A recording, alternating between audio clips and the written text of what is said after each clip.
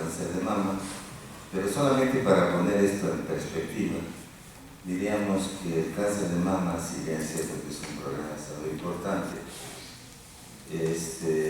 no ocupa ni siquiera las 10 primeras causas de muerte en México. Mientras que hay cerca de 150.000 muertes cardiovasculares, en nuestro país hay apenas 5.000 muertes anuales de cáncer de mama, lo que es la idea del gradiente de problema, y por desgracia la autoridad le da mayor preeminencia al cáncer de mama. La mayor parte de las mujeres, además, que tienen cáncer de mama van a morir del corazón, no de cáncer de mama. Y en cambio, el Día Mundial del Corazón o la Semana del Corazón, como es esta, pues no la promocionan como deberían de promocionar.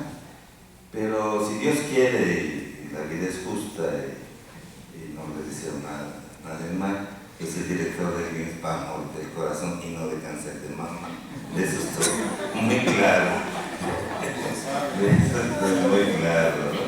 Pero sí, por eso les agradecemos nosotros su asistencia a este importante proyecto, porque la Semana Nacional del Corazón que no se le da el peso que merece, pues, en la epidemiología. Ya la doctora nos dio un panorama, pues, más que impactante, ¿no?, de esto. Según entiendo, cada hora mueren 14 mexicanos, no sé si, espero que no haya ninguno aquí, ¿verdad? Pero así es de grave esta epidemia. Bueno, a nosotros nos tocó hablar de hipertensión arterial sistémica. La doctora Adriana Puente, que iba a estar con nosotros, quien es la presidenta de la Asociación Nacional de Cardiólogos del ISSSTE, que nosotros pertenecemos, no pudo asistir porque tiene un grave problema con su papá, tiene un grave problema de salud, y en su lugar el doctor Mini y yo vamos a cubrir este programa. Bueno, después de este mensaje promocional al corazón, empezaremos por uno de los factores de riesgo de mayor peso. Ya la doctora dio la epidemiología, no me resta más que enfatizar algunos aspectos.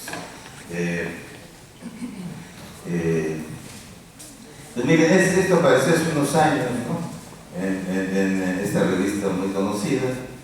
Ahí se habla de que este es el asesino silencioso, y en Europa pues es la primera causa de morbilidad y es un verdadero asesino, porque no hay nada que haga tanto daño al corazón y a los vasos como la hipertensión arterial. El número mundial hacia 2008 era casi de 1.000 millones.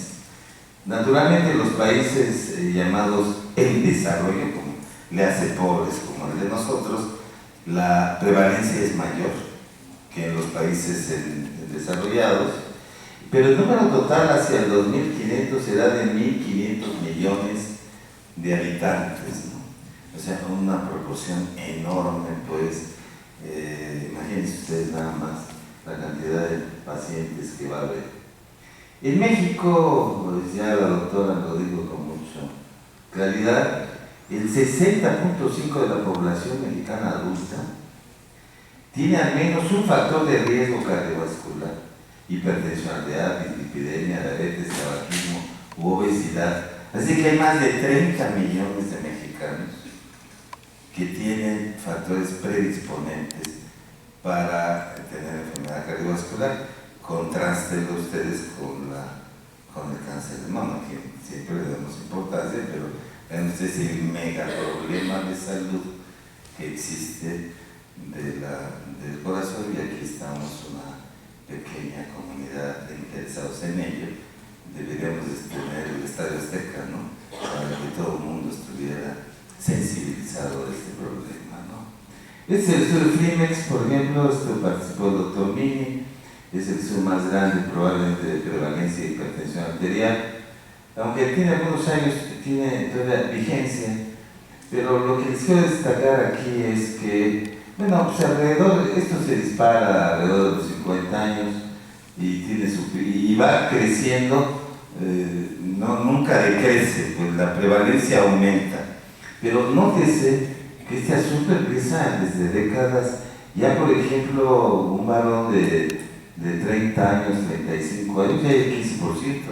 O sea, los mexicanos, además de ser hipertensos, muy hipertensos, empezamos antes. Y las mujercitas no se quedan atrás. En otros países, por ejemplo, arrancan después. Aquí ya a los 30 años, en épocas premenopáusicas, ya tenemos el 10%. Y naturalmente acá, a los 70 años, los señores se empiezan a morir. Las mujeres empiezan a vivir una feliz viudez. Y entonces, porque así es, ¿no? Los hombres nos morimos antes que las mujeres. Y entonces, aquí las mujeres ya a los 70 años ya son más que los hombres, porque ya nosotros desaparecimos del mapa, ¿no? Esa es la razón. Otra cosa, cuando al principio los hombres somos más prevalentes, pero una vez después de la menopausia, las mujeres nos empatan, y cuando ustedes tengan 60 años más o menos, entre 60 y 70, y se reúnan a comentar su jubilación y su viudez, 10 de sus compañeras, 6 o 7 de ustedes serán hipertensas. La mayor parte de las mujeres van a ser hipertensas. Entonces, es cuestión de esperar, por lo menos en México eso sucede. Pero sin embargo, solamente una proporción menor que esta. Este es en el mundo, ¿no? Que va del 20 al 55% en el mejor de los casos, en los Estados Unidos, por ejemplo, en algunos países, pero en México ya vemos que no es así. En Europa, 7 de cada 10 pacientes no alcanzan las metas, ¿no? Y más del 75% de los pacientes requieren terapia múltiple, ¿no? O sea, no responden a un solo medicamento como se lo ve. Esta es la última encuesta de Nacional de Salud que se realizó hace 4 años, la 2012. Me parece que ahora mismo se está llevando a cabo la encuesta nacional de salud pública 2016. Este año en este momento se está llevando. Pero bueno, hace 4 años esta era la prevalencia, alrededor del 30%, 22 millones de mexicanos tienen hipertensión arterial. Pero vean ustedes que la mitad, solamente la mitad saben, o sea, andan caminando por las calles de todo el país, más de 10 millones de habitantes hipertensos sin que ellos lo sepan, porque no tienen molestias. Ese es un inconveniente, ¿verdad? Que no tuvieran molestias. Y por eso es que pero de esto solamente tienen tratamiento farmacológico 8%, y muy pocos, esta cifra quizás esté sobreestimada, muy pocos, menos del 10% están controlados. Y ahora con el recorte que nos anuncian, pues quién sabe, ¿verdad? Quizás estemos sembrando una crisis futura, ¿no? Quitarle dinero a la salud es un acto que yo diría que es inmoral por lo menos, ¿no? Pero vean ustedes la situación actual y lo que va a venir pues es mucho más, porque hay muy pocos controlados, ¿no? El impacto mundial es la primera causa de riesgo cardiovascular, ya lo dijeron, causa todo este desastre epidemiológico. Y ahora les voy a decir brevemente las guías, rápidamente. Estas son las guías del 2013, estas son las europeas que se parecen mucho a las mexicanas, ¿no? O las mexicanas, ¿cómo es? Las europeas se parecen a las mexicanas, ¿no? No al revés, ¿no? O sea, pero de cualquier manera estas son las guías europeas publicadas a fines del 2013. Estas son las guías americanas y estas son las guías internacionales. Nada más una cosa muy clara, que es que siempre hay que relacionar no solamente las cifras de presión arterial, sino el riesgo. Por ejemplo, si usted tiene un paciente con más de 180 de presión sistólica y más de 110, dicen que tiene un riesgo muy alto. Pero en cambio, si tienen un paciente con apenas, pues digamos, por arriba de 140, 90, El riesgo es muy alto porque está acompañado de muchos factores de riesgo. Entonces no es lo mismo un paciente hipertenso, sano, delgado, que corre todos los días, que no fuma, que no toma Coca-Cola y esas cosas nocivas. No es lo mismo este sujeto que aquel que es hipertenso y que tiene diabetes y fuma y tiene obesidad, etc., ¿no? Entonces siempre hay que correlacionar el grado de hipertensión arterial con el riesgo, ¿no? Eso es muy importante.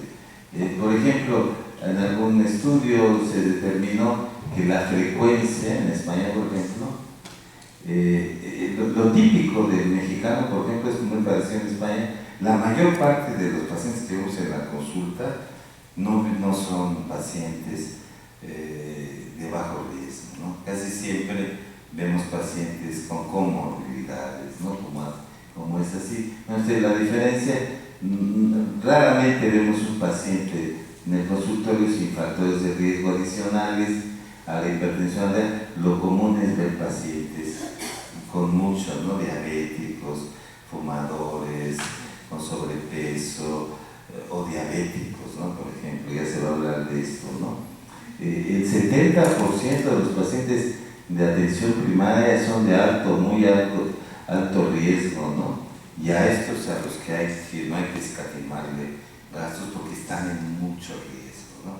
Entonces eso hay que controlar, ya lo dijo la doctora, en estas unidades de atención, hay que controlar el resto de sus factores porque están en alto riesgo. Y bueno, estas son las metas rápidamente, estos son los europeos.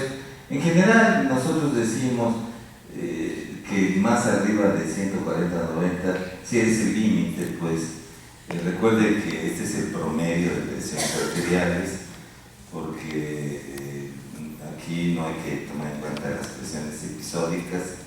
Si entra un león aquí, a todo el mundo le sube la presión. Si entra Maribel Guardia, el doctor Miguel le va a subir la presión y muchas cosas. Entonces eso es episódico y fisiológico, ¿verdad? Si no hay que tomar en cuenta para hacer diagnóstico de hipertensión arterial, pues que esta es una enfermedad cuyas presiones deben ser más o menos permanentes, ¿no? Entonces hay que hacer muchas tomas. Tenemos ahora el mapa, el monitoreo de ambulatorio. Entonces cuando hablamos de hipertensión arterial siempre hablamos de hipertensión sostenida, ¿no? Para hacer el diagnóstico. Y entonces las cifras del límite son 140-90, una u otra. En los diabéticos se exige, según los europeos, una cifra diastólica mayor, y en los pacientes de 65 años o más se tolera todavía que la sistólica sea un poquito más alta. De acuerdo con esta guía, hay otras que no están de acuerdo. Ahora, los griegos dicen una cosa muy parecida. La meta para la población general es de menos de 140, que es lo que se llevan ustedes. En hipertensos con diabetes ellos dicen que no hay diferencia, y ellos dicen que las personas grandes, pero aquí ponen 60 años, pero eso nos ofende a muchos de nosotros, pero tiene 150, hay más tolerancia para la sistólica. Y los internacionales dicen lo mismo, 140-90, excepto los pacientes renales o con microalbuminuria, donde ellos dicen que hay que bajarla un poco más, 130-80. Y en los pacientes mayores, aquí sí ponen una cifra decente, de 80 años, entonces ahí es donde hay que son más tolerantes, se permite 150, ¿no? Pero en líneas generales, acuérdense que en la población que ustedes ven es 140-90, ¿verdad? Si por arriba, si ustedes tienen pacientes que permanentemente, o más o menos permanentemente, tienen cifra una u otra por arriba de 140-90, es el momento de abordar el tratamiento, ¿no? Y estas son las recomendaciones de las guías, pero esto ya lo va a decir algo el doctor Mine. Para la elevación ligera de la presión arterial con bajo riesgo, pues hay que tener monoterapia, pero la mayor parte de nuestros pacientes, la realidad de los mexicanos, es que casi siempre tienen muchos factores de riesgo y entonces hay que utilizar desde el inicio terapias combinadas o dobles, o sea que un solo medicamento suele no ser eficaz en un buen grupo de pacientes. Por ejemplo, los europeos dicen que en menos de la mitad se inicia en monoterapia y la mayor parte de los pacientes queremos usar terapias combinadas. Los gringos dicen algo parecido, que cuando es un poco más complicado, pero ellos empiezan con un fármaco y después asocian el segundo fármaco, etc. Sin entrar en... Pero lo cierto es que hay que iniciar el tratamiento de los fármacos si la presión arterial es muy alta, 160 arriba de 100, o bien si la presión sistólica está a 20 milímetros y por arriba de 140 y la diastólica es 10 milímetros por arriba, o sea, utilizar rápidamente los dos fármacos, ¿no? Y lo mismo se dice en las guías internacionales, esto está claro. Y lo único que les quiero decir aquí, que independientemente del fármaco que ustedes utilicen, todos son útiles, ¿eh? Hoy en día tenemos una severa crisis en el cuadro básico del sector público. No tenemos, ahí tenemos los sartán como ARA2, no tenemos un IECA de acción larga, por ejemplo. Lo mejor que tenemos es enalapril de 2 tomas diarias. Beta bloqueador estamos amoladísimos porque tenemos un fármaco que es muy malo, que es el succinato de metoprolol, el tartrato de metoprolol, porque el gobierno no quiere comprar el buen beta bloqueador, que en todo caso es el succinato de metoprolol. Entonces en los cuadros básicos nos tienen ahí muy castigados, ya de por sí a los mexicanos, pero siempre le encontraremos algo. Pero independientemente de esto, ustedes pueden utilizar diuréticos tiacídicos a dosis chiquitas. La clortalidona, por eso es muy buena, solamente hay que partirla porque la dosis es un poco alta y hasta tomarla cada tercer día. Es muy útil, pues, esta en pacientes que no tienen dinero, por ejemplo.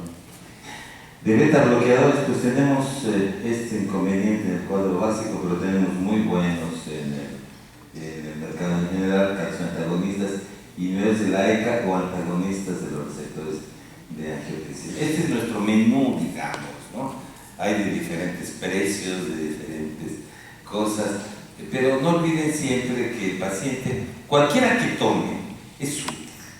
Cualquiera que tome. Lo peor del asunto es no tomar nada, ¿verdad? Y no detectar esto, pero estos son los fármacos recomendados. Y bueno, acuérdense algunas indicaciones, la población blanca, según esto, porque le llaman horriblemente esto de caucásica, los gringos, sobre todo los diabéticos, pues hay que dar, deberían incluir un diurético tiacídico y sobre todo un IECA o ARA2. No se recomiendan los beta bloqueadores como terapia inicial, y en los negros, que aquí tenemos muy pocos, son resistentes a los ARA2 y a los IECA, ¿no? Pero nosotros en nuestra comunidad no tenemos esto. Estos son en la población blanca, bueno, nosotros somos una mezcla, ¿no? Entre blancos y morenos, somos pues mestizos, ¿no? Como tratamiento inicial se pueden usar diuréticos tiacídicos en pacientes de menos de 60 años y sobre todo inhibidores de la enzima convertidora en pacientes de menos de 60 años. Cuando no la toleran, pues los ARA2, ¿no?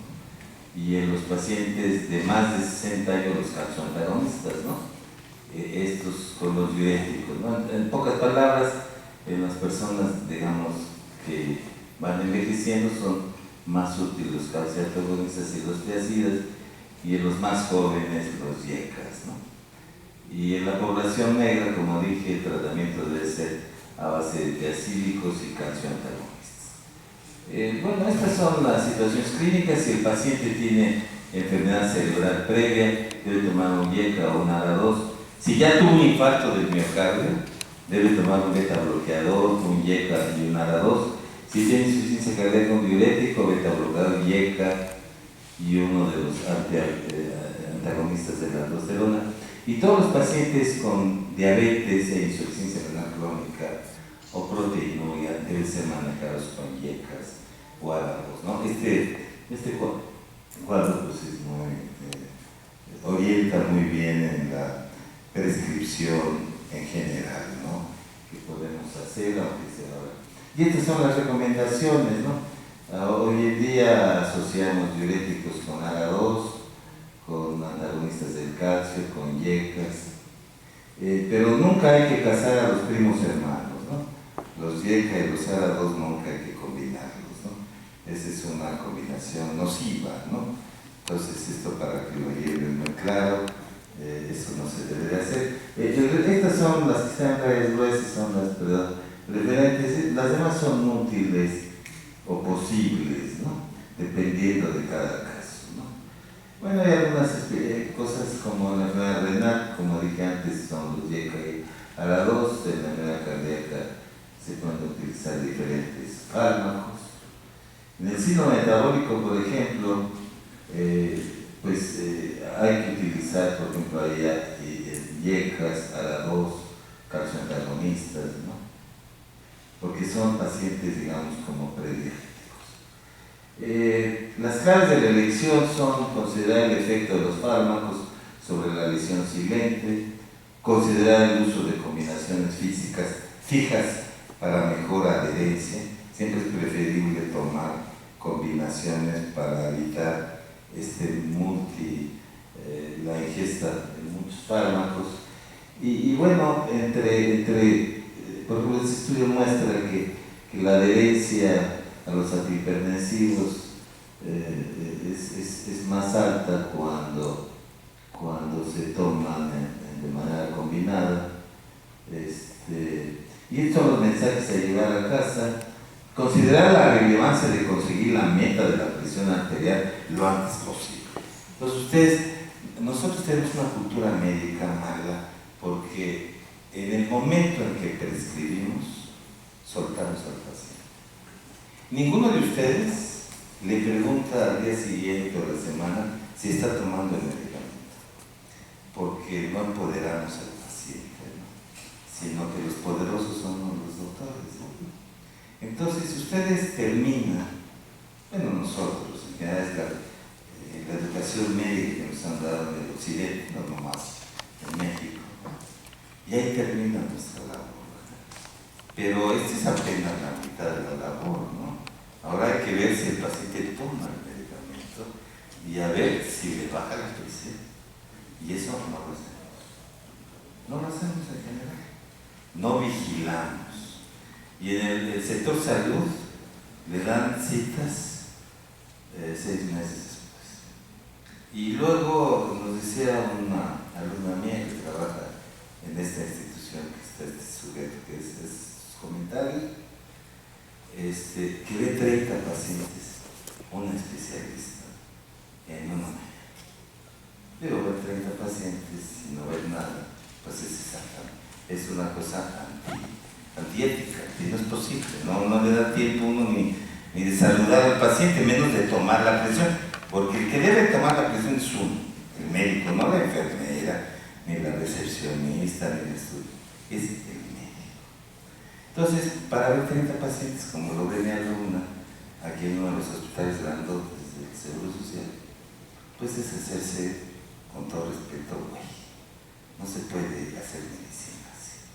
Y los hipertensos pues tienen que llevar tiempo, tienen que tomar la presión con mucho cuidado, tienen que dejarlo, hay una técnica, tienen que estar unos 15 minutos en reposo, que se les vaya el susto de la bata blanca y estas cosas. Entonces, no es sencillo ver a un paciente, y menos en las condiciones que nos imponen las autoridades sanitarias. Y cualquier efecto de los árabes sobre la lesión silente, los a considerar, ¿no?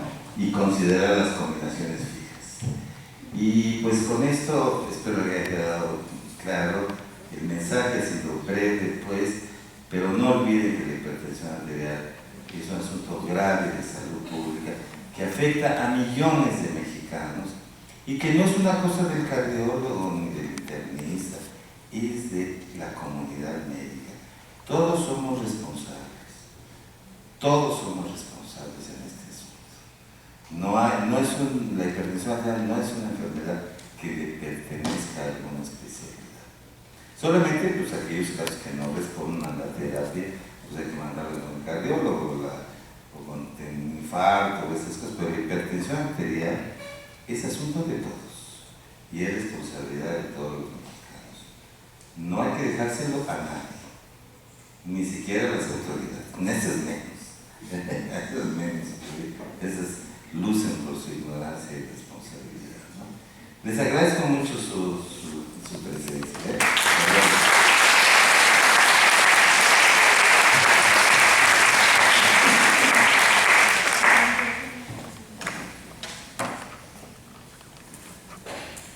Gracias, Enrique. Buenos días a todos.